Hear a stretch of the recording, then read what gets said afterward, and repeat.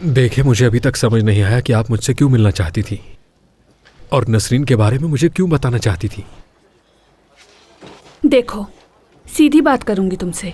तुम्हारी बहन और तुम्हारी सौतेली माँ मिस्टर करीम के घर तुम्हारी वजह से रह रही हैं। मतलब उन्होंने बताया कि तुम जुल्म करते हो उन पर, उन्हें मारा पीटा, उनके सारे पैसे छीन लिए। और मेरे बहनोई को उन दोनों माँ बेटी पर तरस आ गया। ये बताने के लिए शुक्रिया। मैं सोच रहा था कि वो कहाँ गई।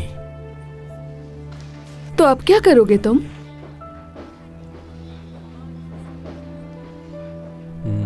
कुछ नहीं, कर भी क्या सकता हूं मैं। वो दोनों खुद मुख्तार हैं, कहीं भी रह सकती हैं। क्या मतलब? तुम्हें उनकी कोई परवाह नहीं? नहीं। तो अगर तुम्हें उनकी कोई परवाह नहीं है तो वो दोनों तुमसे भागकर वहां क्यों आ गई हैं? हाँ, मैं मानता हूं मैंने नसरीन पर जुल्म किया।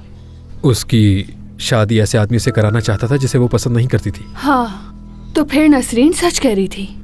नहीं जानता नसरीन ने क्या बताया, मगर बदकिस्मती से मेरी बात सच है।